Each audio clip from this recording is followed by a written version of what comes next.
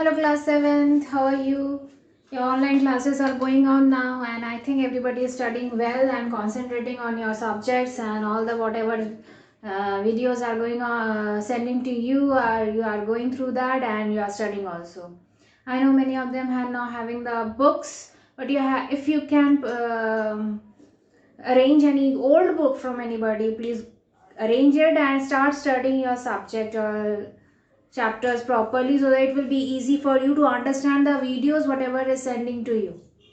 Okay, so moving on to our chapter. Already we have started the first chapter and most probably we have finished most of the main parts of this chapter. I've told you about the computer. I've told you about the computer is divided into two parts, that is hardware and software.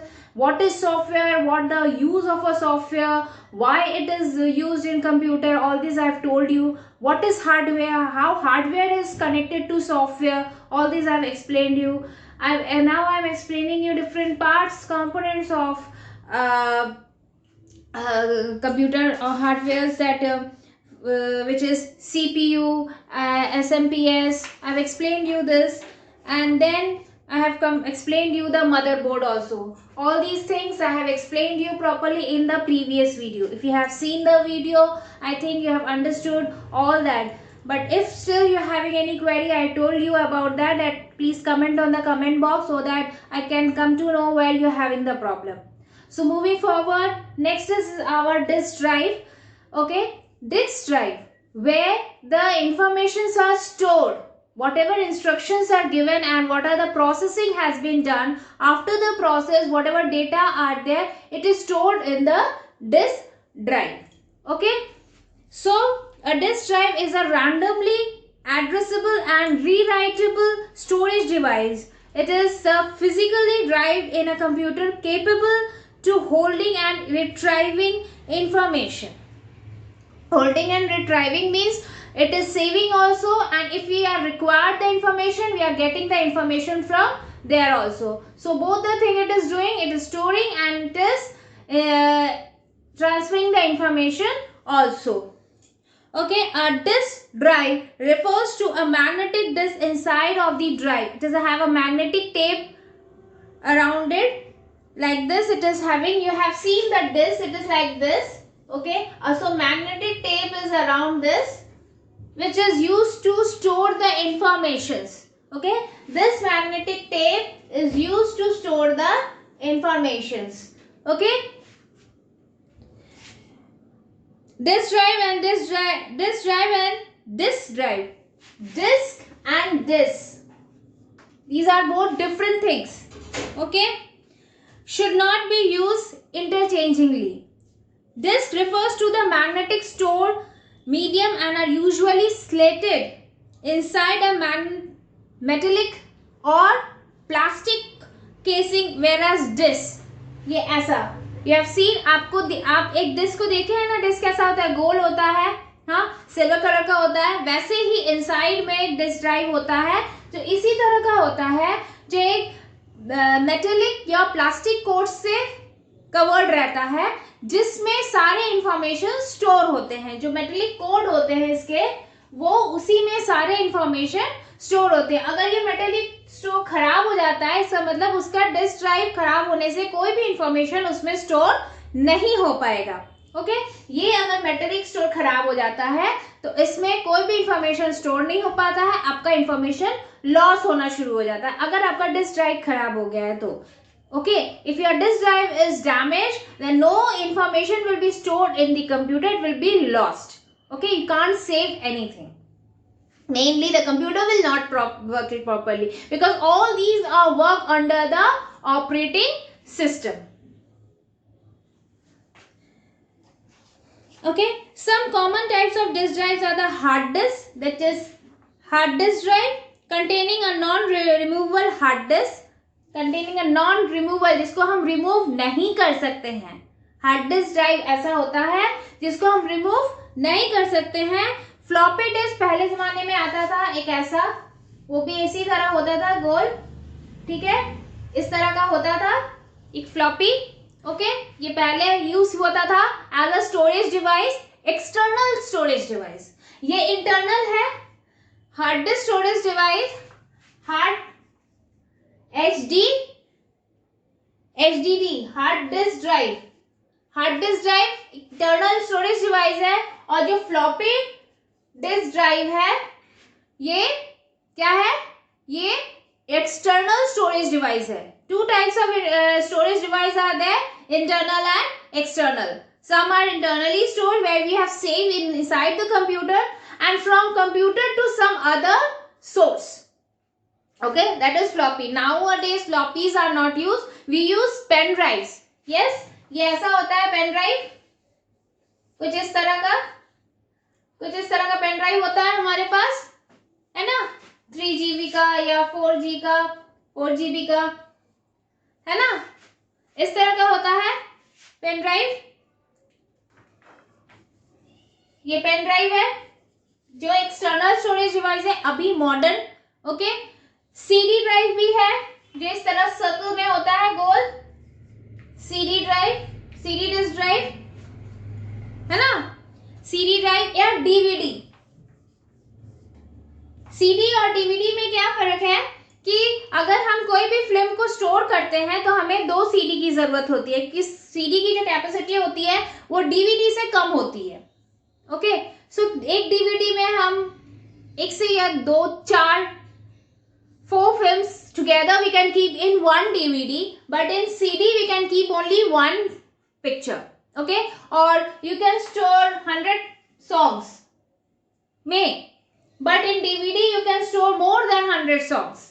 Okay, approx 100 song we can store in CD, but in DVD we can store. ये भी इसी तरह का shape का होता है, लेकिन इसका और इसका जो स्टोरेज कैपेसिटी होता है वो DVD का ज्यादा होता है और CD का कम होता है.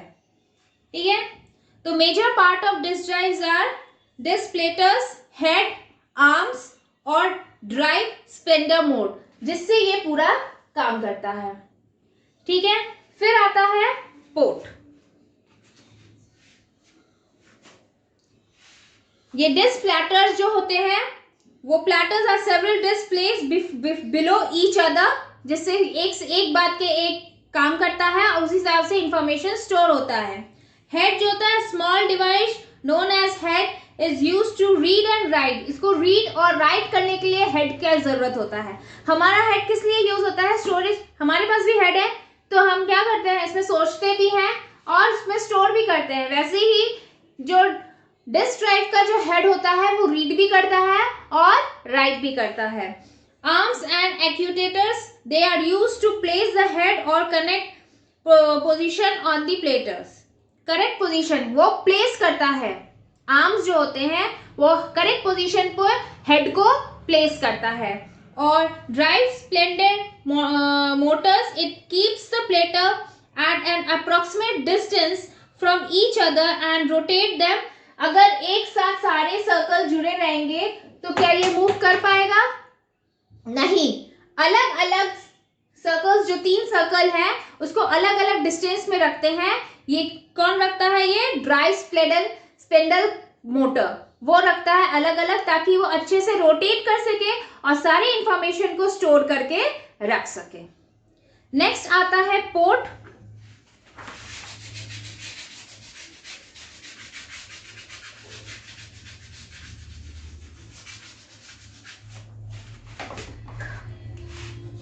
पोर्ट जो है, पोर्ट मतलब केबल्स, जिससे हम सारे हार्डवेयर्स को कनेक्ट करके रखते हैं. ठीक है, जितने भी एक्सटर्नल हार्डवेयर्स होते हैं उसको सारे हम कैसे कनेक्ट करके रखते हैं? पोर्ट के द्वारा. A port is like a cable. जैसे हम चार्जर का देखे हैं केबल, उससे हम मोबाइल चार्ज करते हैं. सेम किसी भी कनेक्शन को कनेक्ट करने के लिए हमें उसकी केबल की जरूरत होती है. If we are connecting a dish TV also, the box is connected with the cable to the TV. Okay, with the monitor. Okay, same here.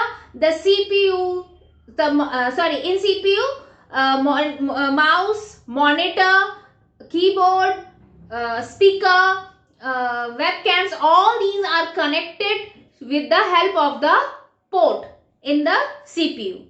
Okay, CPU has different ports, single outside it, ये CPU का पीछे का हिस्सा है जहां सारे ports बने हुए हैं, सबका अपना अपना कलर है, ठीक है, ऐसे बने रहते हैं, ठीक है। तो हर एक पोर्ट का अलग कलर रहता है, तो पोर्ट में डालने से पहले हम देख लेते हैं कि उस पोर्ट के कलर से इस पोर्ट का कलर मैच कर रहा है कि नहीं, and then we connect that port to that, okay. The port is divided into 4 parts, that is serial port, parallel port, small computer system interference port and universal serial port, bus port, okay. USB, जिसको हम USB कहते हैं, USB इस तरह से होता है, उसका कनेक्टिंग पॉइंट, यूएसबी का कनेक्टिंग पॉइंट ये यूएसबी है। तो ये यूएसबी को कनेक्ट करने के लिए हम इसी के शेप का चाहिए, ठीक है। तो डिफरेंट टाइप्स ऑफ पोर्ट के लिए डिफरेंट टाइप्स ऑफ मोड बने हुए हैं, उसी मोड के अनुसार हम उसको कनेक्ट करते हैं। जो सीरियल पोर्ट्स हैं, they are commonly used for connecting the speaker and the modems, okay. Parallel ports, they are commonly used to attach the printer, printer के लिए फिर अलग मोड है।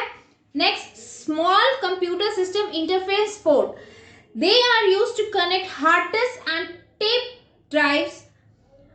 They can support higher data transmission speed than several or parallel ports. Okay? Serial और parallel port. Serial या parallel port की transmission के लिए इस पोर्ट की जरूरत पड़ती है, SCSI मतलब small computer system interference port. Interference का मतलब होता है इंटरैक्शन, तो इंटरैक्शन के लिए सीरियल और पैरेलल दोनों मोड्स के पोर्ट्स के साथ ये काम करता है, ठीक है। और यूनिवर्सल सीरियल बस पोर्ट है, as their name implies it can use to universally to connect many devices like keyboard, scanners, external hard disks, USB drives, pen drives or flash drives, cameras, smartphones and many other peripherals and devices. Peripherals means a part of the computer, okay. Peripherals भी एक part होते हैं, different types of peripherals होते हैं, और उस peripherals भी एक तरह के part होते हैं hard drives के, ओके। ये भी, इसके भी कनेक्टिविटी उसी तरह होती है जैसे हार्ड ड्राइव्स की कनेक्टिविटी होती है, ओके। सो जो ये यूएसबीज होते हैं वो किसी भी तरह के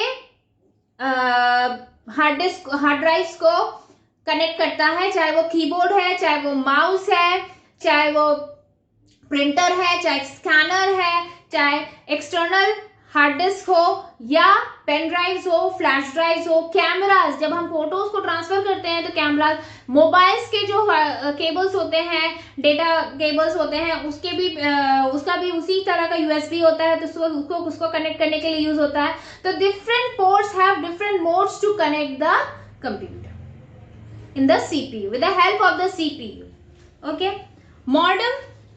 modems full form is, modem आ जाता है, मॉडेम का फुल फॉर्म क्या है? मॉडेम का फुल फॉर्म है modular and demodulator, modulator and demodulator. It is like a small box which use to connect the internet with the computer.